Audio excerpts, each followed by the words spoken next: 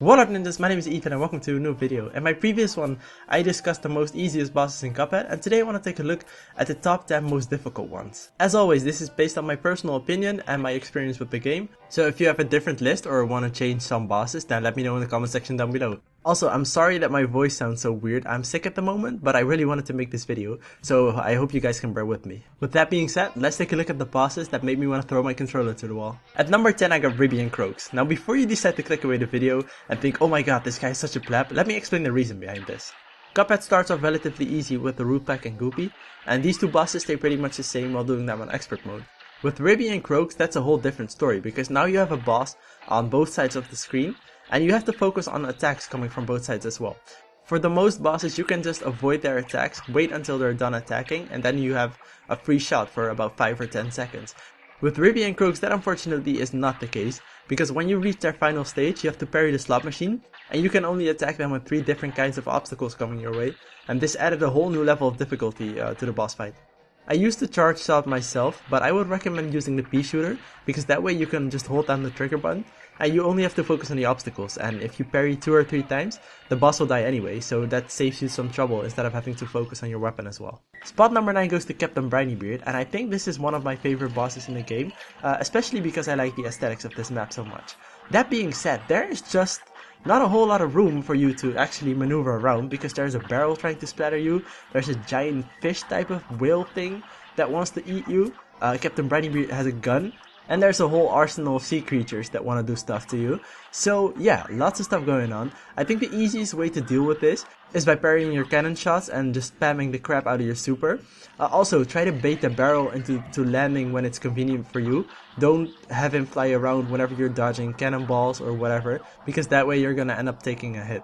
For this boss you will be doing a lot of jumping, so I suggest removing your smoke bomb charm and equipping the sugar one, because that enables you to parry automatically the first time you jump, and I think that's very useful in this case.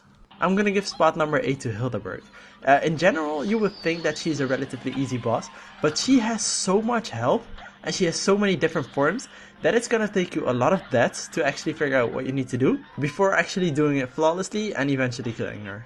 My main problem with her was not her health, it was more that her attacks come out very fast, and this took me quite some tries to actually get a hang of it. I was so bad that she actually killed me with her laugh a couple of times. On normal, I would say this is doable, but when switching to expert this becomes a whole lot more difficult, because her attacks get even faster then. I would suggest using the coffee charm, that charges up your super faster than it normally does, and you also have to make sure that you switch to the mini plate mode often. I did not do that in the beginning, and I think that's one of the reasons why I died so many times. Now after she becomes stage 5 Psycho, I suggest you bait out the UFO attacks, the same way you bait out the barrel at Captain Brinybeard, because if you do that, then you don't have to worry about getting stuck at the back of the screen and having nowhere to escape. Spot number 7 goes to the Devil. As I mentioned in my previous video, I'm kind of disappointed in the difficulty of the bosses of Inkwell Hell, but the Devil pleasantly surprised me when I was doing my expert run, because for some reason, I think I spent nearly an hour trying to kill him on expert. I kept dying at the last stage, when he is crying and dropping down the poker chips. The Devil is definitely one of those trial and error bosses, because you have to do a lot of runs in order to memorize every one of his attacks, and then knowing what to do and when to do it perfectly. His minions also became a problem when I was doing my expert run, because on normal they did not bother me that much, but on expert they move around so fast, and then he is also doing his attacks, so you have to be dodging constantly, and then you also have to make sure that you shoot in order to proceed to the next stage. For his final stage I would suggest using the invisibility super, because that way you can just proceed with shooting instead of having to worry about the poker chips and the tears and falling off the platform, etc. Even though I was getting kind of frustrated while doing my expert run, I was also a bit satisfied that the difficulty had increased that much, because when I completed the game on normal, I kind of thought to myself like, oh, was that it? That I beat the game? Yay? But then after finally beating him on expert and getting the achievement, I was like, oh my god, I finally did it! Oh, that was so much more satisfying. Up next at number 6 we got Jimmy the Great. I think that the plain levels in Cuphead are just a bit more difficult than regular levels in general, but Jimmy the Great is something else entirely. This boss is very similar to Hildeberg, which I had at number 8, and that's because they have so many different stages and so much health that it actually becomes frustrating, because you never know when the fight is gonna end. Stage 1 is very doable. You either get the swords or the cats, and you can also get a couple of good parries in, so there are no complaints there. Then in stage 2 you have to wait until the screen gets far enough for you to actually see where you have to head, and then you have to be lucky that the thing which is trying to cut your plane in half is not exactly in front of your face where you're actually going forward. Stage 3 is just a complete overkill. You got freaking ghosts coming at you, you got freaking planets bouncing up and down, and then this dude is also trying to lunge at you. Like, bro, what? Can I please live? What is this madness? Anyway, moving on to stage 4. I think that this is seriously the first boss at which I died during every single stage. It was ridiculous. And as you could have guessed, I also died at stage 4. At first I was pissed, but then I read the death screen, and this was the best thing that I ever read. I think this is probably my favorite one in the whole game, because it's a freaking puppet, and he tells you the beating was for free, no strings attached. And that is actually very clever, but the more times I died there, the less funny it became. Now, if in some magical way you actually manage to get to the final part, then you have to avoid 3 pyramids, some freaking beam that he shoots from the top of his head, and then also a laser beam which just randomly appears from one of the 3 pyramids. So yeah, good luck with that. Halfway through the list, we're gonna kick off number 5 with yet another plane level. What do you know? Spot number 5 is going to Dr. Calls' robot, and man, this guy has caused me some frustration. I'm just gonna go out on a limb here and say that every single boss in my top 5 of most difficult bosses took me well over an hour to defeat, and for some of them that was on normal. Stage 1 is not that difficult. When the fight is about to start, make sure you go to the top already in order to focus fire on the laser immediately. Once you take care of that, just make sure you parry the laser in time and watch out for the little planes as they are quite fast. The second stage is a bit more difficult because you have to pay attention to the bombs. You also have to make sure that the head doesn't hit you, while simultaneously also causing damage to the head, so that you can move forward to the next stage. Now stage number 3, ladies and gentlemen, that's a whole bunch of nonsense, just smacked into one stage, and you're just gonna have to figure out a way in order to get past it. There are freaking projectiles coming at you with 100 miles per hour, there are laser beams you have to avoid. Oh man, this was a very traumatic experience. I wish you the best of luck in this stage. Spot number 4 is going to Rumor Honey Bottoms, and this is just random platforms, whole lot of action, nowhere to move, not really sure what is coming up, and freaking attacks that take over half the map, and you're just gonna have to find that little tiny spot where you're safe. Once you start fighting this boss, I suggest that you turn off your smoke bomb and enable your sugar charm, because you're gonna need automatic parrying. That's gonna help you so much, believe me. I tried using different perks, but for some reason I kept getting hit by the pyramids and the spiral things, and the moment I turned on sugar and I just started parrying the crap out of them, I got my super so fast that I just spammed it right away, and she actually died before she got into her last mode, which was awesome, but I don't think I was supposed to beat the level that way. The first stage, as is the case with most bosses, is not that hard, but then eventually when she turns to her 3rd or 4th form, she starts spawning some bullet bees, and I don't think there has been a single run where I did not get hit by any one of those.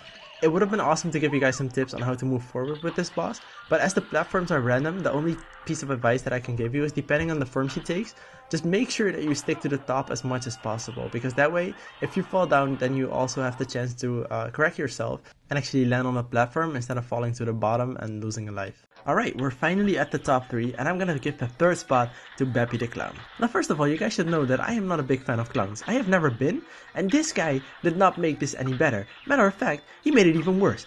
As I have mentioned a couple of times in this video, the first stage of most bosses is pretty doable. With this guy, that's not the case. There's not even a warm-up. You just get thrown into the fight, there are freaking ducks dropping fire bombs at you, this guy is trying to hit and run you, and then you just have to make sure that you survive all of that in order to get to the next stage, which is just on a whole nother level. This was the first boss that I did in Inkwell Isle 2, and he brought the difficulty of the game up by a whole bunch.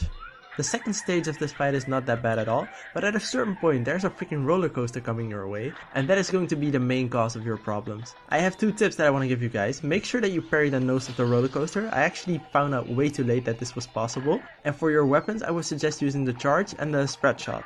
This is trial and error at its finest, but the good news about this is that if you're applying to the game on expert, there's not a whole lot of change with this boss. And the same goes for every boss in the top 3. If you manage to complete this on normal, then you should be good to do this on expert as well. Phantom Express gets the 2nd spot, and this boss is honestly amazing. I have never seen so many different stages, so many different things to do, and so many different things to pay attention to in one boss fight. It starts off with you just having to shoot a bunch of eyes, which is not that bad, but there are freaking flying pumpkins which are carrying pink bricks, and they tend to move around your cart. So what I suggest you do is that before the pumpkin drops its brick, make sure that you parry the direction you want to go or you want to stay at yourself. If you do that, then it becomes invincible for a short while, and the brick that the pumpkin drops you can either parry or just ignore it completely. Recommended weapons for this stage are the charge shot and the pea shooter. You want to use the pea shooter for the first and last stage, and you want to use the charge for the other stages, because you have quite some time to actually think and maneuver around, except for when you're at the final stage. The main reason why this took me so long is because I was only focusing on the bosses, and I was completely neglecting the pumpkins, which were just dropping the bricks and causing me to go off the tracks and losing my lives all the time. The most difficult part of this boss fight is the final part, where you have to parry his tail first. Then he drops some white collarbone, and after you open his hatch, he's also unleashing some fireballs. So make sure that you avoid the collarbone first, and then focus on shooting afterwards. It doesn't really matter if he closes it, because you can always open it up again. And besides, you have got the experience from Ribby and Croaks, so you should be good to do this. Alright guys, we have arrived at the top of the list, and the number one spot of most difficult boss in Cuphead goes to Grim Matchstick. Yo, this dragon has made my life so miserable. You wanna know what the worst part is? I think I spent well over an hour and a half trying to beat this guy on normal, and then when I did it on expert, I did it in less than 10 or 15 minutes. It was ridiculous. I actually spent quite a good time screaming at my screen like a little B word, because I was getting so frustrated. But I think the key with this guy is just take your time. Like, there's no rush, and I was just trying to rush through him, and the different stages that you have here, they're ridiculous. For the first one, just stick to the back, watch out for his tail, and use your charge shot to completely annihilate his soul. The worst part about this boss is that he's moving, and you have to follow him around, and the platforms are freaking random, so sometimes you might expect a platform and there's none, and you'll just fall through them and lose a life. And then you get to the second part, which is even worse, because now the dragon is behind you, you have to move to the right side, but he's on the left side, so you just have to deal with that. And on top of that, there are freaking little fireballs just crawling over his tongue, trying to assassinate you from the air. Like, what is happening, dude? Please, just take a chill pill or something. But yeah, if you're persistent enough, you'll finally make it to the third stage. And once you start shooting him, please watch out for the little fireballs that he spits, because if you hit one of those, you will be dead before you even realize what happened. So yeah guys, that about sums it up. I'm gonna end the video here because you've been listening to my sick voice for nearly 10 minutes now, so thank you if you're still watching the video. Please let me know if you disagree with some of the bosses that I put on the list, and as always, thank you so much for watching, and I will see you at my next video. Peace!